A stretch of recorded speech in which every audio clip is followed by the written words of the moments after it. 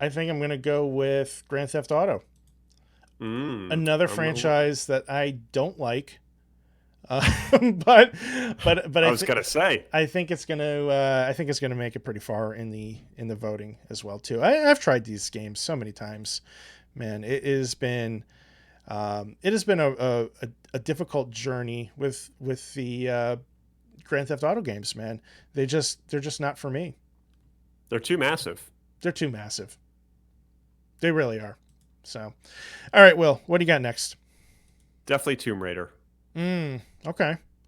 Reason being, the reboot was super strong. I think it was a great comeback from the some of the sort of latter games that we saw on PS3, like Tomb Raider Underground. I think was one of them.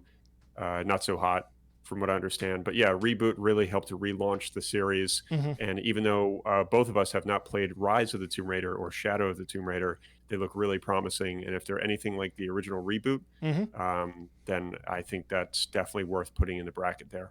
Yeah, fair enough. I think this is a strong contender to make it pretty far too. I don't think Tomb Raider is necessarily a Final Four game, but we can kind of wait and see how the votes go down.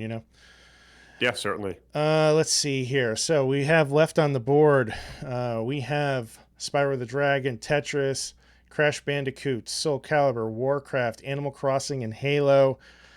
I hate to do this, but I'm going to take Animal Crossing. I am playing the Nintendo card here. Who are you? I play to win, my friend. I play to win. You certainly do. Another game franchise that I just don't like.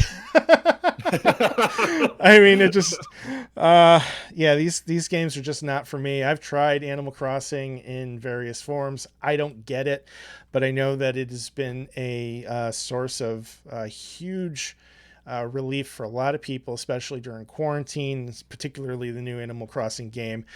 Killer Sirach is already talking some trash at me. He says Animal Crossing is boss.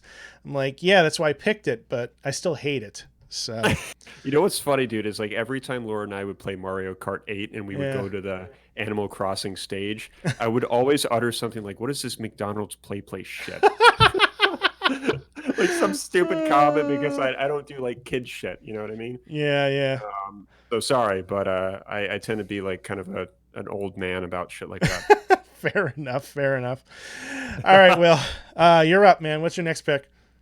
Ooh, let's see here. I've got to wait for it to populate on the Twitch. Yep. Should be coming in just a second. Yeah, there we go. Bit of a delay on the refresh. I'm gonna go, as much as I want to play your game and play safe here, I'm gonna go Tetris. Okay.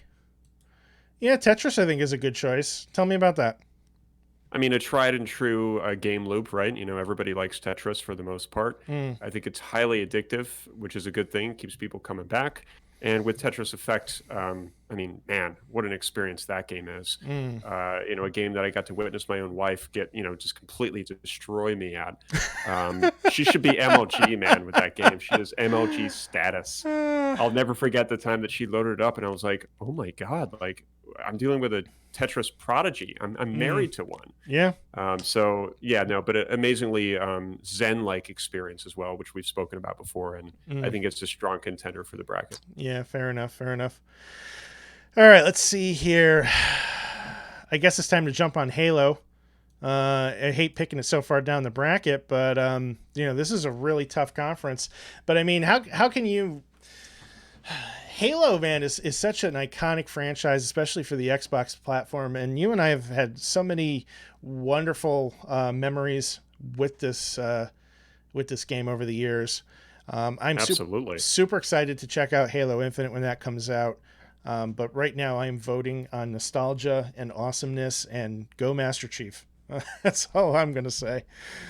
Dude, another quick story for you. This is super quick. I remember when I used to play Halo 2 in my bedroom in Milford, upstairs in our house. My sister would come in to use the family computer at the time because it was in my room. Yeah. And she would hum the Halo 2 music from the main menu screen. I was like, wait, what are you doing? And she was like, I really like that song. And I'm like, it's like orchestral, like, you know, choir type stuff, though. Yeah. It's like, you don't do video games. She's like, doesn't matter. It's a great song. And I'm like, wow.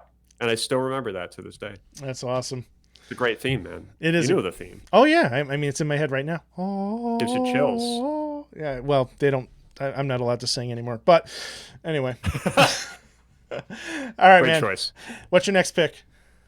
Ooh, I'm gonna go Crash Bandicoot. Ooh, all right. Getting a little colorful now. Curveball. A little curveball. I had some experience with this with Uncharted 4, actually. There's a moment where you have to play the original game because Nate's sitting down with his wife and they're playing it on the original PlayStation. What? And I had a lot of fun with it, dude. And Yeah. apparently Naughty Dog was the original developer of Crash Yes. Bandicoot as well. So Yep. I could see why they threw it in there. But great gameplay loop. I think it's really fun, and that's important. A lot of games are not fun anymore, and I hope that it's a strong enough contender